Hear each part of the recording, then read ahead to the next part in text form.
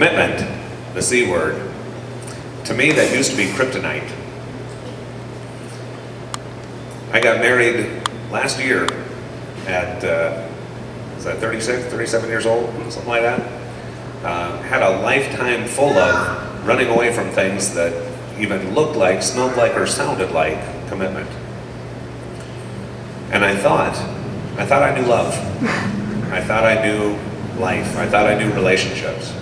I thought I knew a lot of stuff. And I've learned over the last year and a half that, gosh, maybe I didn't.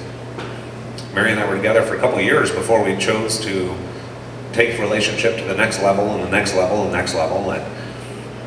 And each one of those steps, each one of those stages has taught me things that I never could have known. When we got prompted to start this Connections family, folks said, do you realize the kind of commitment you're talking about? You can't just say, I don't feel like showing up this week. Or, hey, I got something I want to do this week. Or whatever, that's a commitment.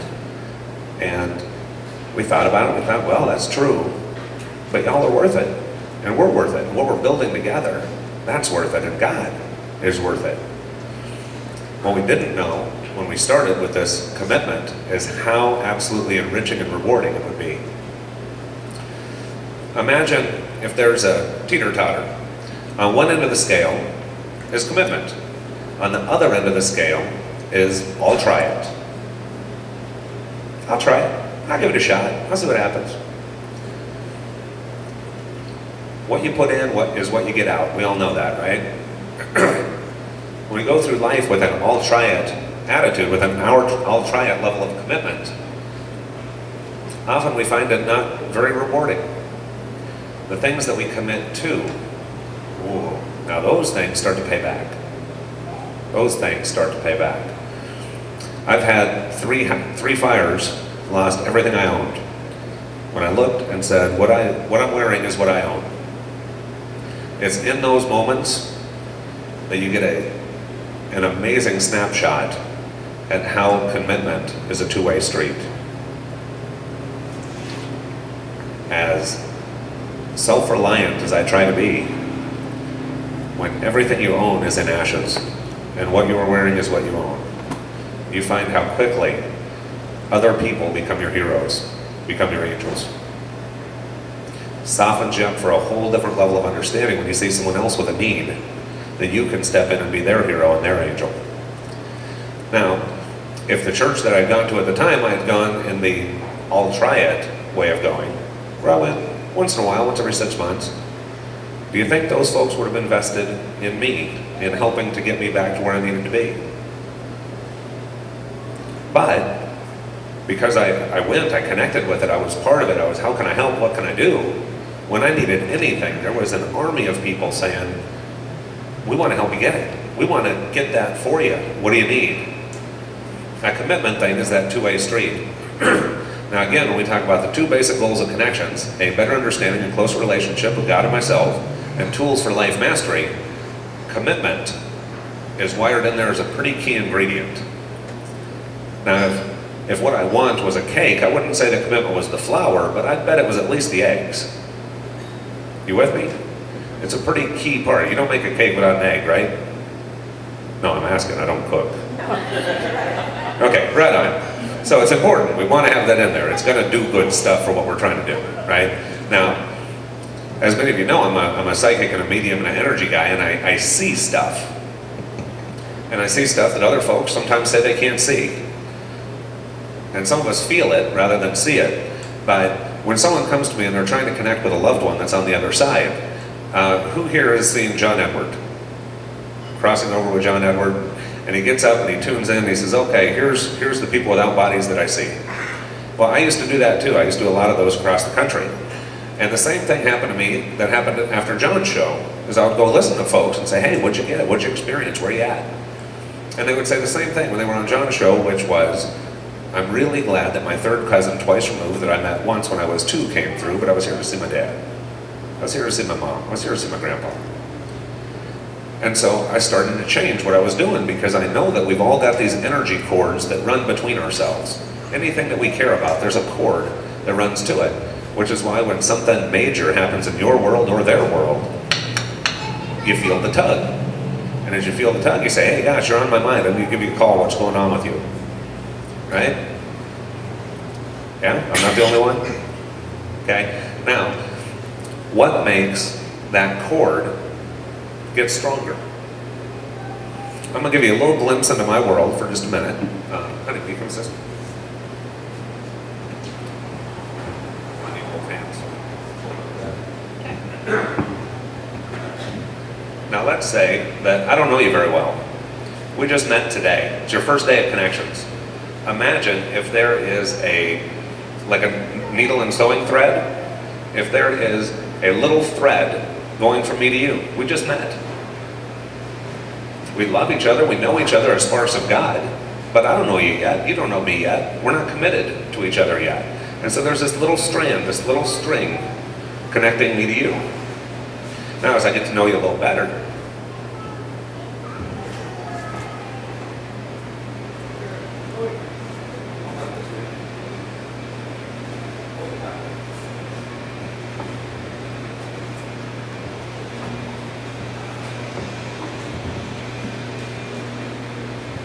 now this may look goofy, but this is the stuff I actually see. And I want you to see it with me. Because no matter where I'm at in the world, and no matter where Lou is at in the world, I'm connected to that man. He's my buddy. He's my friend. I deeply care about Lou. And I'm committed to Lou getting what Lou needs. And Lou is committed to me too. And because of that, it's a two-way street. We both chose to create it. We both chose to hook on to it. Think about all the cords running from you to the folks that you care about. Now, the next thing is maybe how sturdy is this string? What's it take to break that string? Or what's it take to make that string even stronger? Now we can say levels of love, levels of feeling, but I say also levels of commitment. And the reason I say that is this. How many people here, show of hands, are familiar with the word desire? Right? Okay. I desire this. What's the energy of desire? Desire is the energy of a wish. I wish for this. Now what's an upgraded desire? An upgraded desire is a goal. A goal is simply a desire that I'm willing to put action behind. I want this, and I'm going to take action to get this. Your chances of getting what it was you wanted, your desire, your stated intention, just rose 100 times. Now what turbocharges a goal is commitment. I am committed to reaching this goal. Now you've just strengthened this dramatically.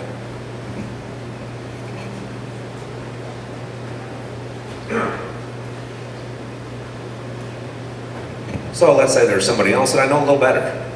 I've spent a little more time, or I've got a little different level of connection or commitment to than I do with Lou.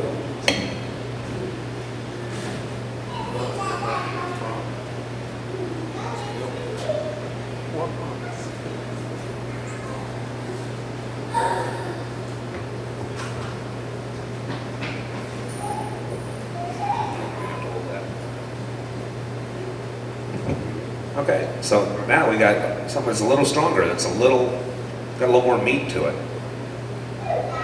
Because we've got a stronger commitment.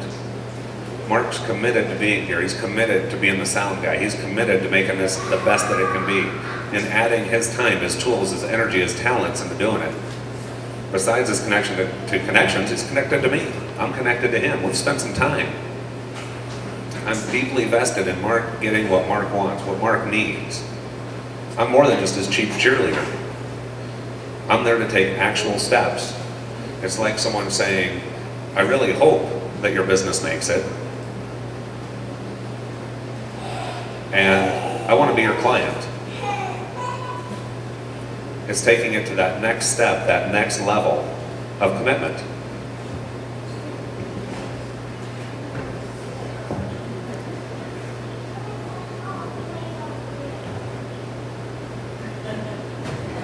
I think y'all get the point. We don't need to have strings running all over the place, but this is what I've got running from me to each of you.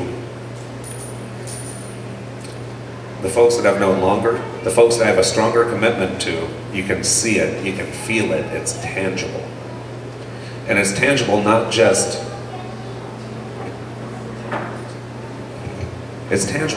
in words, but actions. Our actions. Think of the people that you're connected to. Think of all of the strings running from you to other folks. Do me a favor, close your eyes for a moment and picture yourself sitting right where you're at. And imagine all of the threads, just threads, running from you to every person you've met in the last month. People you're not necessarily tremendously connected with, but you've met them. They're an acquaintance. It doesn't even have to be in person. It can be on Facebook. It can be through a social networking site. But folks that you know, imagine just seeing how many threads are coming off of you and connecting with someone else. Now think about the folks who you're a little more committed to, that when they call, first, they feel comfortable calling. They feel comfortable saying, here's what's going on in my world, good or bad. Knowing that you're actually going to care about what that conversation is. Imagine those being like the little twine or the little ropes. Now think of the folks who are in your inner circle, who you are very committed to making their success happen. Imagine those ropes coming out of your chest, right out of the middle of your chest, and connecting in the middle of their chest, being like thick ropes. And now those one or two special people who you are most connected with. See the huge rope that connects you to them. Now I want you to take a glimpse into my world for just a moment, and as your eyes are closed, imagine what the rope looks like that connects you to God, that connects you to your spirit guides, that connects you to your totem animals, that connects you to your present, past, and future lives and experiences, and all of those people, all of those energies. With any of these strings, with any of these strands, with any of these cords, you have the power within you to strengthen them, to make them even more viable. Now imagine transforming each of these ropes into a two-lane highway. All little cars going from you to them is all the energy you're sending to these people, these entities, or God. Returning from the other side of that two-lane highway is all of the energy that you're receiving from the people that you love, the spirits you're connected with from God. You want to breathe more life into your life? Double the cars on the road. Triple the cars on the road. Triple the amount of energy that you're sending out from you to those you care about, to those you're connected to, those you're committed with. And seeing also doubling or even tripling the amount of cars that are on their way from these people, from these entities or individuals, back to you. Wow, that's powerful stuff. As you open your eyes, just feel that for a second. Feel. We all know that giving and receiving is the same thing.